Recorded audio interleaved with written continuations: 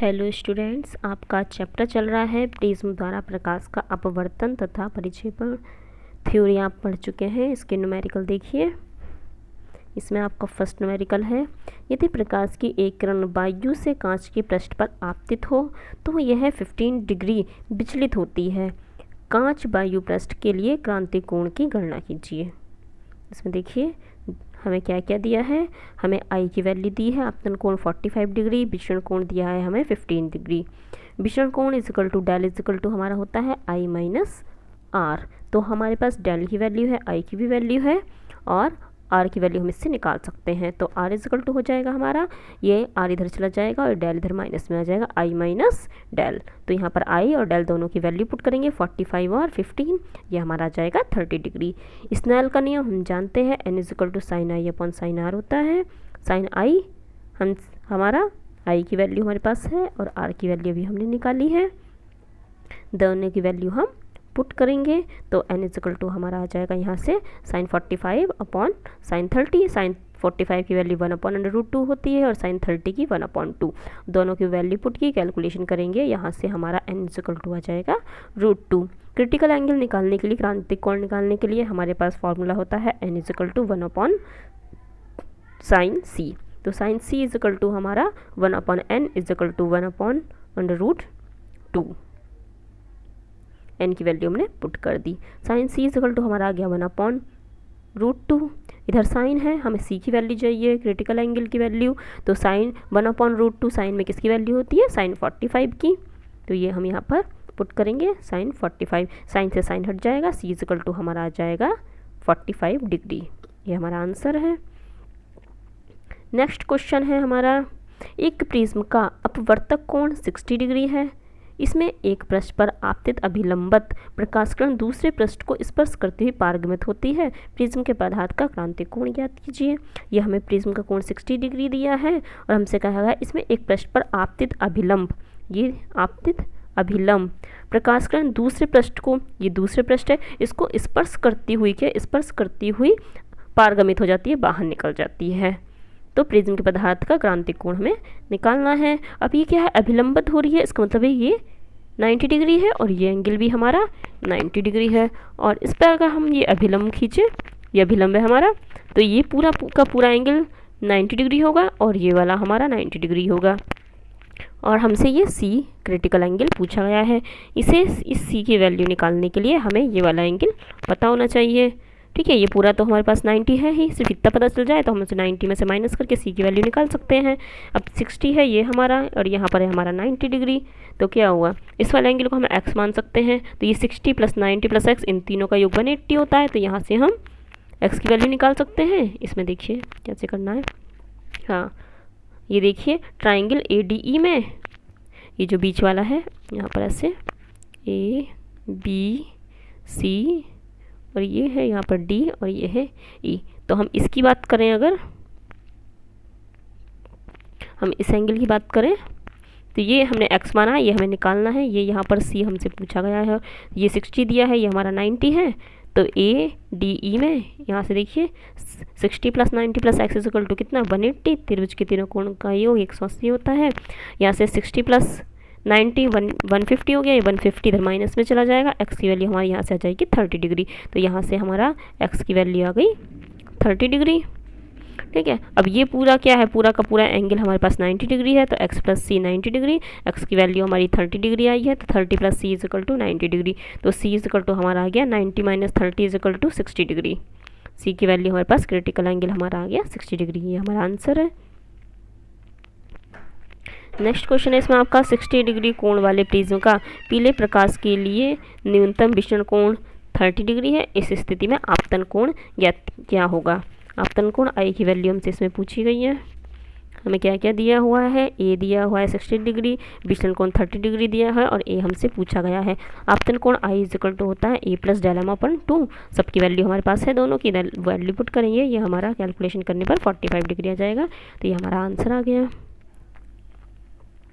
Next question है, एक प्रकाश किरण का आवर्तनांक √2 वाले प्रिज्म से न्यूनतम विचलन कोण से अपवर्तित होती है। ठीक है, एक प्रकाश किरण जिस आवर्तनांक √2 वाले प्रिज्म से न्यूनतम विचलन कोण से अपवर्तित होती है। यदि इस किरण के लिए आपतन कोण अपवर्तन कोण का दोगुना हो तो प्रिज्म का अपवर्तक कोण ज्ञात कीजिए। ए की वैल्यू हमसे पूछी गई है और कहा गया है आपतन कोण I = है हमारा अपवर्तन कोण 2r का दोगुना। यह हमें इसमें दिया गया है। देखिए दिया है हमें a = √2, ए की वैल्यू √2 दी है, n की ए हमसे पूछा गया है, I = दिया है 2r। स्नेल का नियम हम जानते हैं, n = sin I / sin r। I की वैल्यू ये 2r हमने यहाँ पुट कर दी। 2r sin 2r का फॉर्मूला खोल दिया, 2 cos r sin r, sin r से sin r कैंसिल हो गया, यहाँ से √2 = 2 cos r, ये 2 इसके अपॉन में चला जाएगा तो cos r = आ जाएगा √2/2। इसकी कैलकुलेशन करेंगे 1/√2 आ जाएगा। cos में 1/√2 45 की वैल्यू होती है, ये हमने यहाँ पुट कर दिया। cos से cos हट जाएगा, यहाँ से r की वैल्यू हमारे पास आ जाएगी 45 डिग्री। हमसे पूछा गया है a = होता है 2r, तो 2 × r की वैल्यू 45 है, तो a = हमारा यहाँ से आ गया 90 डिग्री। प्रकाश की एक किरण वायु से समबाहु त्रिभुजाकार कांच की प्रिज्म से अल्पतम विचलन कोण से गुजरती है। जब आपतित कोण प्रिज्म के कोण का 1/3 है तो प्रिज्म में प्रकाश की चाल हमसे v की वैल्यू पूछी गई है और हमें दिया गया आपतित प्रिज्म कोण के आपतित कोण क्या है, प्रिज्म के कोण का 3/4 है। I की वैल्यू जो है 3/4 a, ये हमें दिया हुआ है। तो देखिए इसमें समबाहु त्रिभुज की बात कर रहे हैं प्रिज्म की, तो a की वैल्यू होगी 60 डिग्री। I = हमें दिया है 3/4 a, तो 3/4 × a की वैल्यू 60 है, यहाँ से कैलकुलेशन करेंगे 45 डिग्री आ गया। आवर्तनांक का फॉर्मूला हम जानते हैं, n = sin Δm + a/2 sin a/2। यहाँ से Δm और a की वैल्यू पुट करेंगे तो यहाँ से n = हमारा आ जाएगा sin 45 sin 30, क्योंकि a की वैल्यू यहाँ पर 60 पुट करेंगे तो ये 30 हो जाएगा। यहाँ पर Δm a की वैल्यू ये देखिए यहाँ पर लिख के भी दिखाया गया अलग से, 45 निकल के आएगा। Δm की वैल्यू में दी है और a की वैल्यू भी हमें दी गई है। यहाँ पर I की वैल्यू सीधे Δm की वैल्यू नहीं दी, हमारे पास सीधे I की वैल्यू दी गई है। यहाँ पर I की वैल्यू 3/4 a है, तो यहाँ से 45 निकल के आया था, तो ये 45 होगी इसकी वैल्यू, तो इस पूरे की जगह 45 लिखेंगे हम। और n = sin 45 sin 30, sin 45 की वैल्यू 1/√2, sin 30 की वैल्यू 1/2। इसकी कैलकुलेशन करेंगे, n = आ जाएगा हमारा √2। v डॉट हम जानते हैं n = होता है हमारा c/b, यहाँ से v = हमें निकालना है, v = c/n हो जाएगा। c की वैल्यू प्रकाश की चाल हम जानते हैं सभी 3 × 10⁸ होती है, n की वैल्यू अभी हमने निकाली है √2। इस पूरे की कैलकुलेशन करेंगे, √2 की वैल्यू 1.14414 होती है, कैलकुलेशन करेंगे आ जाएगा 2.12 × 10⁸ मीटर/सेकंड। आपका आंसर है, पूछा गया था। नेक्स्ट क्वेश्चन है, एक प्रिज्म के पदार्थ का वर्धनांक √2 है। प्रिज्म के पदार्थ का वर्धनांक √2 है एवं प्रिज्म का कोण 60 डिग्री है। अल्पतम विचलन की स्थिति में ज्ञात कीजिए अल्पतम विचलन कोण, आपतन कोण, अपवर्तन कोण तथा निर्गत कोण। प्रिज्म के पदार्थ का अपवर्तनांक n = फॉर्मूला हम जानते हैं sin a + Δm/2 और sin a/2। तो प्रिज्म का कोण a की वैल्यू हमें दी गई है, अपवर्तनांक n की वैल्यू भी हमें दी गई है। जब a और n की वैल्यू दी है तो हम यहाँ से Δm की वैल्यू निकाल सकते हैं।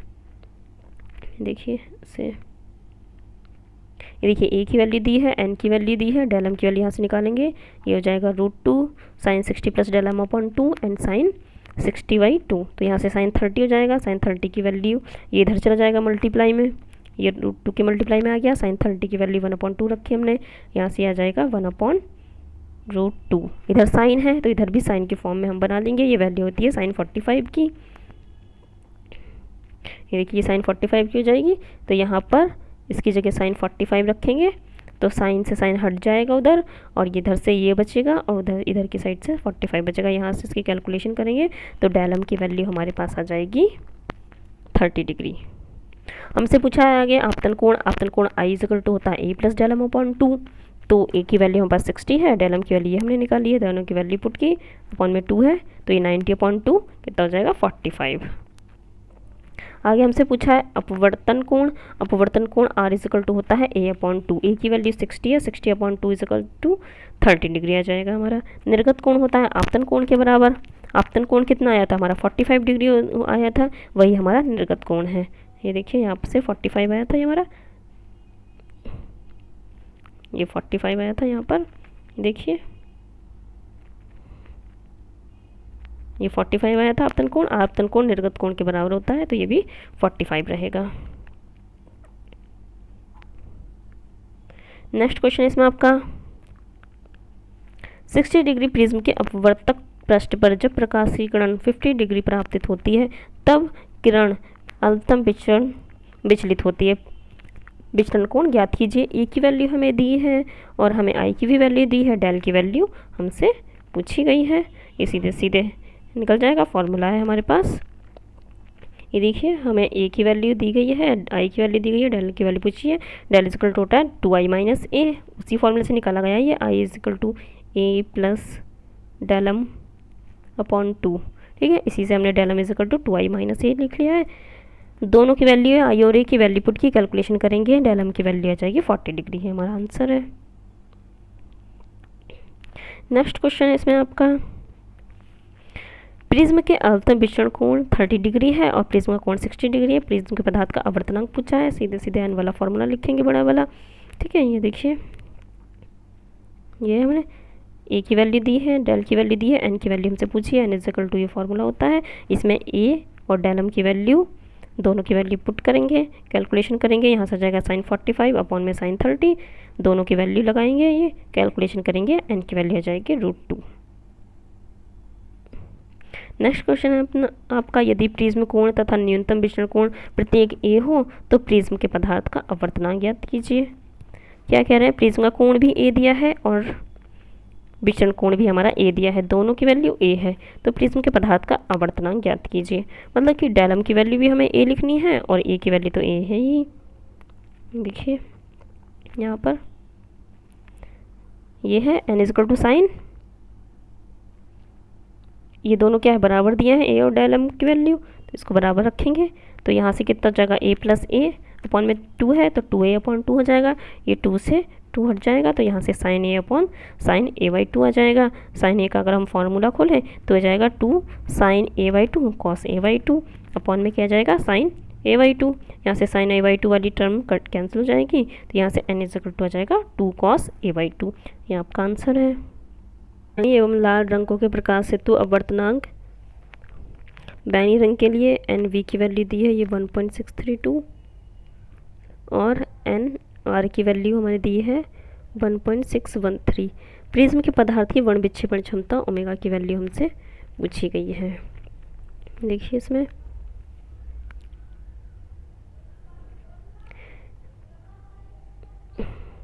देखिए वैल्यू दी है हमें, एन वी की वैल्यू दी है 1.632, एन आर की वैल्यू दी है 1.613। वर्ण विक्षेपण क्षमता का फॉर्मूला होता है N V minus N R upon N Y minus 1। N Y की वैल्यू हमारे पास नहीं है, बट एन वाई की वैल्यू हम निकाल सकते हैं। मध्यवर्ती कलर को माना गया है एन वाई, येलो कलर को, तो इन दोनों का एडिशन वन जिस टाइप से मीन निकालते हैं उसी तरीके से हम निकाल सकते हैं। 1.632 प्लस 1.613 अपॉन कितनी वैल्यू है, ये 2 है तो अपॉन में 2, इनकी कैलकुलेशन करेंगे, ये निकल के आ जाएगा 1.22। वर्ण विक्षेपण क्षमता फॉर्मूला लगाया हमने, हमारे पास अब तीनों की वैल्यू है, तीनों की वैल्यू पुट करेंगे। यहाँ पर हमने तीनों की वैल्यू पुट की, कैलकुलेशन करेंगे, यह जाएगा 0.0305। ये आपका आंसर आ गया वर्ण विक्षेपण क्षमता। नेक्स्ट क्वेश्चन है आपका, एक प्रिज्म जिसका अपवर्तक कोण 60 डिग्री है, नीले लाल तथा पीले प्रकाश के लिए अधिकतम विचलन कोण क्रम से 53, 51 तथा 52 डिग्री है। प्रिज्म के पदार्थ का वर्ण विक्षेपण क्षमता ओमेगा की वैल्यू हमें निकालनी है। हमें ए की वैल्यू दी है और हमें डेल में सब तीनों की वैल्यू दी है, तीनों कलर की, एन वी की, डेल आर की, डेल वी की और वाई की, येलो कलर की भी, तीनों की, इन सब की वैल्यू हमें दी गई है। देखिए इसमें आप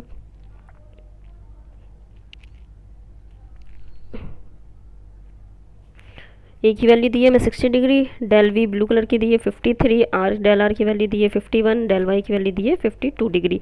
वर्ण विक्षेपण क्षमता omega equal to del V minus del R upon del Y भी होती है। तीनों की वैल्यू हमारे पास है, तीनों की वैल्यू पुट करेंगे, कैलकुलेशन करेंगे, आंसर आ जाएगा 0.0385। नेक्स्ट क्वेश्चन है आपका, एक पतले प्रिज्म के लिए पदार्थ के लिए लाल एवं बैंगनी रंगों के आवर्तनांक। लाल और बैंगनी रंग के आवर्तनांक हमें दिए हैं। प्रिज्म के पदार्थ की वर्ण विक्षेपण क्षमता हमें दी गई है। प्रकाश के लिए विचरण कोण दिया गया है। पीले रंग के प्रकाश के लिए विचरण कोण दिया है 5 डिग्री।